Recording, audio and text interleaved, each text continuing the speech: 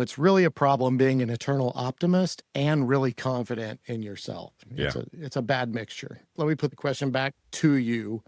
I'm an entrepreneur with a scaling business. I've got opportunities. And of course, I could be anyone listening to this podcast. How would you, as a business coach from the commercial and residential background, recommend that we dip our toe into maybe a new area of business? How would you like to see that happen? Listen to a bit of your heart, I guess I would call it, because I think just because we can do it doesn't mean we should do it because we don't have passion around it. So the last thing you want to do is lock yourself down to overseeing and driving a new initiative when you don't want to, right? So that's the passion part. If you can't drive this, make this a significant division, a significant service, then I would just take a pass on it and focus on your core competencies. The other thing that I think I would say is check your head trash. There's a lot of things that we do because we think we have to. And it's a conversation we have a lot when we talk about minimum job size for residential repaint contractors. Like, I have to do the small ones. No, you don't. You simply don't. Well, then I might miss out on some other things. I guarantee the amount of money you miss out on by not doing small jobs is never going to surpass the amount of time you waste on the small jobs, right? So this idea of going, hey, it's okay for me to say no to this stuff because I'm not going to stall out the rest of my business just to do this drywall repair or just to do this carpentry thing or just to do this, install some baseboard or whatever it is, right? You name it. And it goes on and on and on. And I think knowing who you are and who you aren't is going to give you tremendous freedom. Welcome back to Success Beyond the Brush, the podcast powered by Consulting for Contractors, dedicated to helping painting and home service business owners build systems, scale with confidence, and run companies that actually make money. Today, Mark and Scott dive into one of the biggest traps contractors fall into, saying yes to too many different kinds of work, and the hidden ways it kills your profitability. Let's dive into an episode that might be hard for some of us to hear, but that a lot of us need to. Welcome back, everybody. Another podcast here with Scott Lawler from C4C. Yeah, we're going to talk. Brother. Yeah, thanks. And we're going to talk about something that's probably going to make you feel pretty uncomfortable. Maybe. Yeah, I hate this subject, actually. I don't want to talk about this at all because I'm on the hot seat. I'm being grilled because this is a topic I really struggle with in my own business. Yeah, because you love squirrels. I do, but I have ADHD. I'm easily distracted. I know not every business owner out there suffers from maybe that particular complex, but I would say that a lot of business owners who are entrepreneurs by nature struggle with the idea of diversity or saying yes to way too much or way too many different things. I guess the topic is exactly how to focus in on highly profitable work that our teams can produce repetitively, and we know that we're going to make money.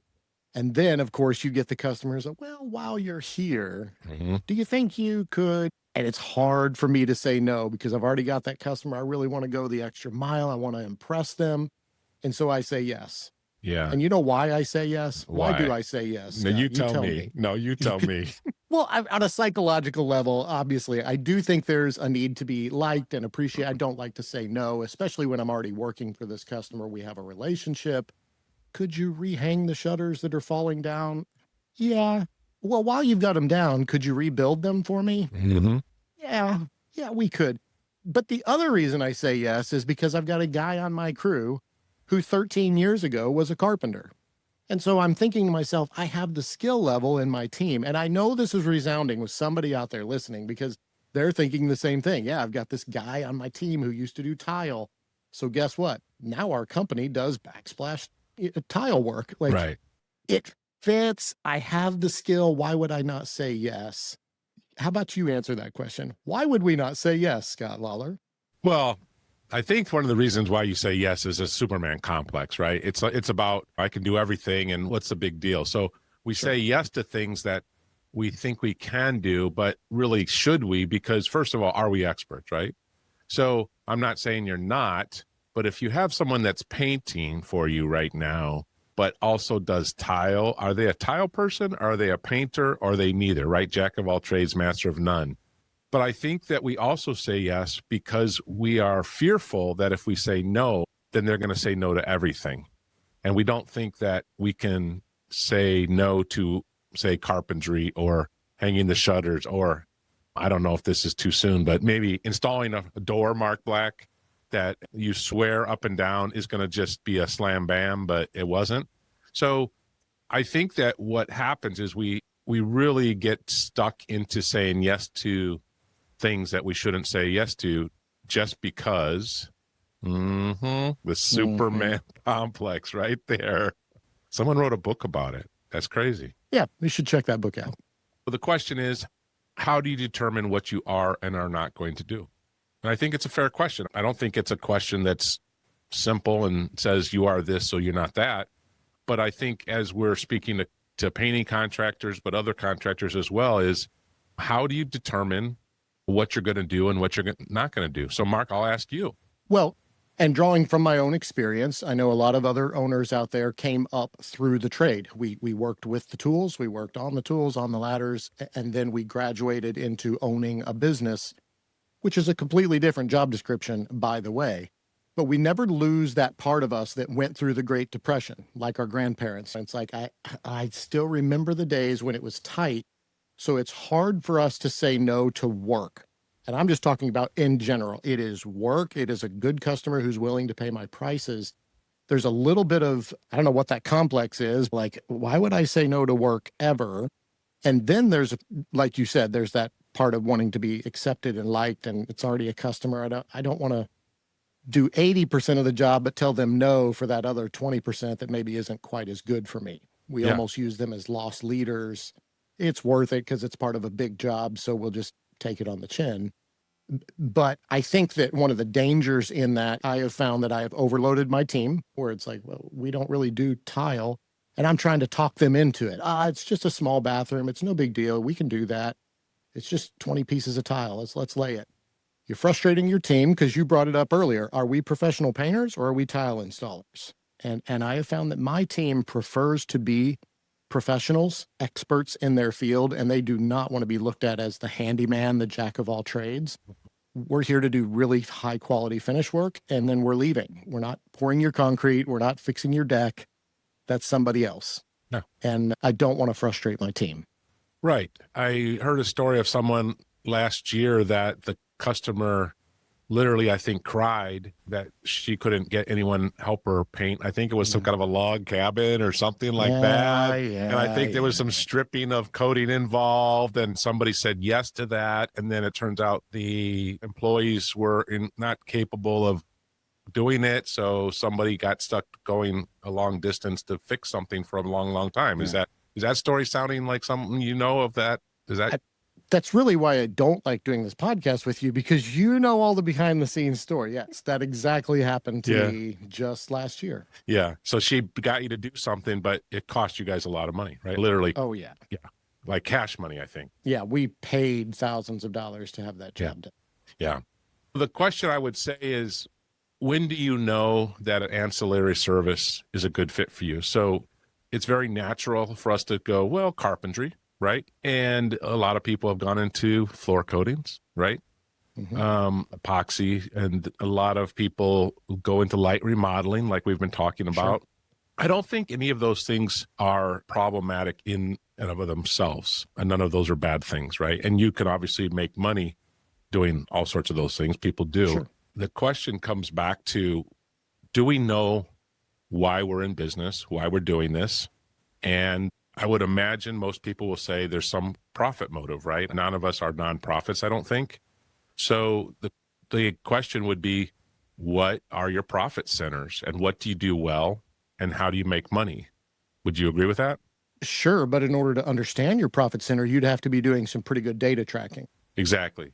And we've talked about this before. You can go back in some of the previous podcasts, but if you're not tracking your profitability of projects by kind of project, first of all, then you're going to struggle to know where you should be putting your time if you have limited time. And we all do, right? None of us say, hey, we simply have way too many people. Let's just go into carpentry now. Nobody's saying that, right? It's a shocking how many times we hear people say, like, yeah, I do great in that thing, right? Log cabin homes or replacing door. We do great. And then when you really niche down on on the data, they're shocked to go.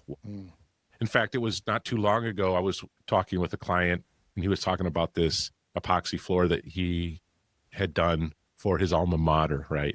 He had given him a good price because of the things we're talking about. But he's like, we did good. And we really drilled down on the numbers. And in fact, he had really, really taken it on the chin. And he emotionally thought, we're okay on this.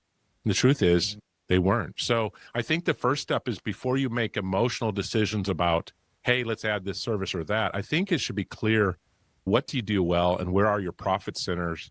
And then think about the risk involved if you're going to add something. And can you add enough of it to staff it appropriately? If I was going to go into carpentry, and I could see tons of examples of residential contractors, repaint contractors doing nicely, adding that, doing some bookshelves and some crown molding. Do you have enough demand to employ a full-time carpenter as opposed to getting one of your painters to be a carpenter hack, right? Yeah, or what happens often, in my case and some friends of mine, is we run across a good potential employee who wants to leave. He's building houses for a living. He's like, hey, I'd love to come work for you. And you know what I get thinking as an owner? Well, he's got a lot of carpentry experience. Instead of me teaching him how to be a professional painter, why don't I just add a new service, line item to my trucks and say, we now do carpentry and we can do your remodel because I've got Jim. And Jim's a great builder and he builds custom cabinetry. And now all of a sudden we're really good at that. And maybe that's technically true if you hired Jim. The problem is that entire line item of your business depends on Jim. Right. And the other thing, going back to your example of can you rebuild a shutter, for example, the answer is, well, very likely, but it's going to take us 5 hours per shutter, and that's going to be $300. It might be cost prohibitive. And the customer, when you tell them that, they're going to be like, well, no, let's just go buy something different or whatever. There's some questions that can be asked, but just because we can do something doesn't mean we should do something. And we've seen lots of people get involved with epoxy floors, right? And epoxy floors are very risky. There's lots of challenges. So again, that's another area where I think, what's the risk? And are you going to dabble in epoxy floors? Or are you going to be a full-blown epoxy installer where you have the right tools, couple technicians that are highly trained and doing it 40 hours a week every week? Or are you like the weekend warrior going to Home Depot and getting the kit where they swear up and down it can't fail, but of course it does, right? These things about adding services as it makes sense versus just on a whim, I would think there is also a component outside of the profitability, which we need to talk more about tracking that data and knowing the profitability. But I think there's also an aspect of like trainability. How quickly could I train a new employee to either assist Jim or replace Jim? Jim may be excellent at the thing, epoxy floors or carpentry or whatever it may be, but could I replace him? Could I hire more people to do that? And I think often we don't really get into that because Jim's not going to retire for 30 years. So let's just run with it.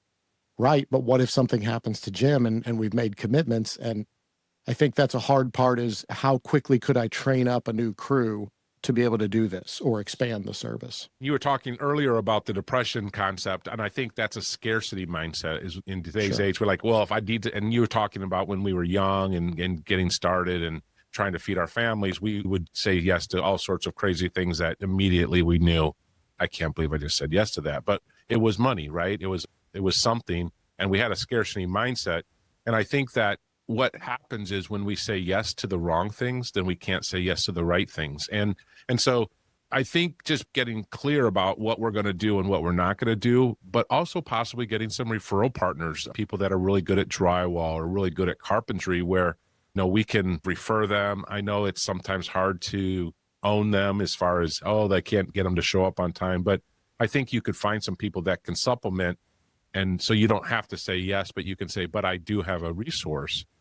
But I think that a lot of times people think that if they don't say yes to all these components, then they'll lose the job. You hear this a lot, like, well, clients really like a one-stop shop, right? Well, I guess I think that probably sounds nice, but I don't think just because they asked you a question of, hey, can you do this? I don't think they're saying if you say no, you're not going to get this job. I think that's your head trash. And so what you do is you say yes to things that you shouldn't because that's what you think you have to do. And in fact, if you're not profitable, then you should have said no and gone and get a different job, a different paint job where you know you could make money. Hey everyone, if you're listening to this and realizing you might be doing too much or offering too many services or struggling to understand which parts of your business actually make money, this is exactly what Scott helps contractors fix every day with their businesses. You can book a free discovery call with him at the link in the description. It's completely complimentary, and it's the fastest way to get clarity on your next step. So go ahead and click that link in the show notes, or if you're watching this on YouTube, and the link in the description. Let's jump back into the rest of this extremely helpful discussion. It's a good point. And you ended that with making money. So going back to the data for a minute, I'm blessed to have a wife who, as usual, is quite opposite of me. And she is a system person. She is a data tracker. She loves her hashtags. We used to use Estimate Rocket, and then we switched over to Paint Scout. But in both ways, we can track service line items with hashtags. And so even on a large project where we may be doing the exterior of a house, she'll track the painting separate from the carpentry, and she'll track the deck staining aside from the house so that she knows, do we do well on decks? Do we do well on carpentry? You can't just look at the Smith job and say, well, we came out at 46%. It's an okay job. Right. She wants to know even more than that. Where do we lose money? Are we losing money on carpentry? Should we hire that out? And she wants to know. And if you don't have that kind of data, if you're just either relying on emotional feel good or you're just willing to use it as a loss leader, you may be losing some real potential profit in your company. Yeah. Now, on the hindsight, we both have someone that we know that is processing right now who they are as a company, because painting is a significant component of what they do, but they actually self-perform several things within a commercial construction category, and those are fitting very well, but they have determined which ones they don't fit into, right? So they don't do everything, but they do 4 things or so, and they do all 4 of those really, really well. And now the conversation with that client is, boy, if you're not careful, you can look an awful lot like a GC, but you're not. You're a carpenter contractor that self-performs this, and this, and this. And each one of them, they do very well and are experts in each one. Now, that's a different conversation, but the conversation still was, who are we and who are we not, right? They're not a GC. They're not doing full-blown construction. They're doing several components of construction for someone else. So even in that context, it was beneficial to go, hey, who are we and who aren't we? And then they could go in confidence down that lane and stay in that lane, because when they go outside of that lane, you get hurt, and sometimes get hurt badly. Right. With that particular contractor that we were talking about, one of his key things is scalability. If he continues to diversify and does lots of different things, yeah, he might have one guy that can perform the task, but what if you need 4 guys to do that task? Yeah. He doesn't have that. He has 1. Right. And so that scalability factor, the trainability is a real hindrance to him. It's worked up to this point, but he is going to have to make a decision both in his training and his recruitment efforts. What do I want to do? And then I would think there's a marketing part of, as you're trying to let customers know what you do. You mentioned the one-stop shop earlier, and we've all had that experience where a customer was happy to find that, oh, I can just hire you and you could do everything. Of course, a customer is going to love the convenience factor of that. But I would submit, in this day and age, people are so tired of being snookered. It sounds good. The brochure looked good. Your truck looked good. Your card looked good. But then when they find out, oh, you're the landscaper and you install water irrigation and you do pressure washing and you can pave my back porch, like, you're going to suck at one or more of those. Probably all of them, actually. Well, I think customers' eyes are being opened just in like, people are diversifying to the point of ridiculousness. You cannot be everything. And we really just want to hire somebody, at least the customers that we're searching for as we look at our ideal customer. They want somebody who wants really high quality painting and drywall work, which is what we're good at. Yeah. Now, we also see this when people get the opportunity, which are mostly fake opportunities, but they think they get a big fish, which is commercial construction. And they go, hey, I got a big one and they want me. This is a big job and I don't know how to bid it. And I never did it before. And gosh, I don't have any money to afford to wait 90 days or 60 days or whatever. But gosh, it's a big fish and I'd love a big fish. And so it's the same type of thing where it's like there's nothing wrong with getting into commercial work, which I am a big fan of and an expert in, of course. But when is the right time and what's the right project? So understanding when's the right time and getting some history in that, I think is just so valuable. And if it can ruin you, like seriously ruin you, like you should stay away because there's no reason to do that. Go start places that it doesn't hurt you. So even if you want to do some of these ancillary things, I would say there's a couple of things I would be thinking about as you're processing it. One thing is there some sufficient demand to have at least one or two full-time people to do it, or can you grow it into that? So if it's not sufficient demand, then it's really a distraction, right? And so I would first of all look at the amount of work that you think you would naturally get or could introduce. Then I would look at the manpower needed and the accessibility. A lot of people, as we've been talking, take one of their existing people and then give them dual roles. Well, you didn't really increase your business. You actually just diluted an employee and you just said, okay, you're going to do a little of this, a little of that. You did not grow your business. You stayed the same. So that's not growing. That's just adding more chaos to an already existing team. So I think the understanding, do you have the manpower to grow that division? And then I think I would set some targets and say, does this make sense? Is this worth it? One of the things we do at C4C is we're working with growth contractors, right? So people that are heading into the millions, and they don't necessarily have to be millions today, but I think what sometimes you forget is when you start talking about doing $200,000, $300,000, $400,000 every single month, the $2,000 carpentry project all of a sudden becomes a complete thorn in your side. And I think in your world, and you experience that a little bit too, where there's a lot of things that you've said yes to in your area, which have become problematic because now you have 10 or 20 little things that only Mark can do. And you're the owner, you're the CEO, and you're sometimes relegated to running out, solving some of these problems that you created yourself. And it's a bottleneck. Customers actually, in fact, aren't happy necessarily because they had to wait all this time for whatever it is. And so what we thought was critical, required, is really not great. You make some excellent points. A year ago, almost a year and a half ago, we had considered diversing into really bathroom remodels. We had lots of customers ask. We were already doing significant components of that with the drywall work and the painting. It's like, if all we have to do is pull some fixtures, put in a new shower and install some tile, why don't we just do all of this? Well, the problem was at the time I had 3 crew members who all had remodel experience and they were excited about it and wanted to go for it. We started selling some of those. We actually sold several. And then through various means over a period of 4 months, I lost all 3 of those guys. They left our company for one reason or another, or got fired, which left us with a whole lot of work that only I was skilled enough to be able to do. And I had no help in my team. We had over invested in something that I couldn't back up because it was so heavily dependent on just a few team members.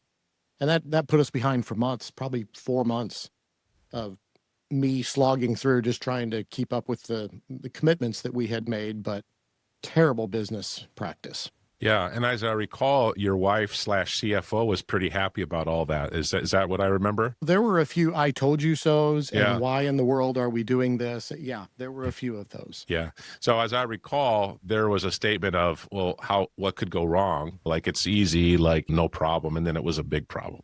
It's really a problem being an eternal optimist and really confident in yourself. It's a bad mixture. How would you then, Scott, let me put the question back to you. I'm an entrepreneur with a scaling business. I've got opportunities. And of course, I could be anyone listening to this podcast. How would you, as a business coach from the commercial and residential background, recommend that we dip our toe into maybe a new area of business? How would you like to see that happen? You've already mentioned the one, have the demand where maybe a few technicians that could go full time. What are some other key components to growing into a new area of business? I think I would listen to a bit of your heart, I guess I would call it. So Michael Hyatt, Free to Focus, that book, there's a concept in there that is maybe the concept is passion and proficiency, right? So you have that book there too, huh? Has it got dust on it? There you go. That's it. I think I would, as an owner, if you're as a business owner, I would listen to, do you have passion? Because I think just because we can do it doesn't mean we should do it because we don't have passion around it. So this idea of, is this something I get excited about, right?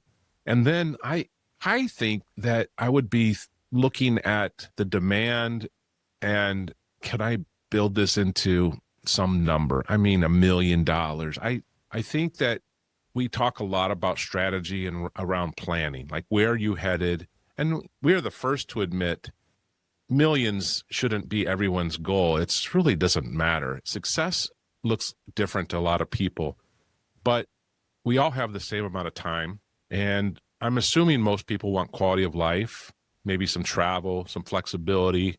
So the last thing you want to do is lock yourself down to overseeing a new initiative when you don't want to, right? So that's the passion part.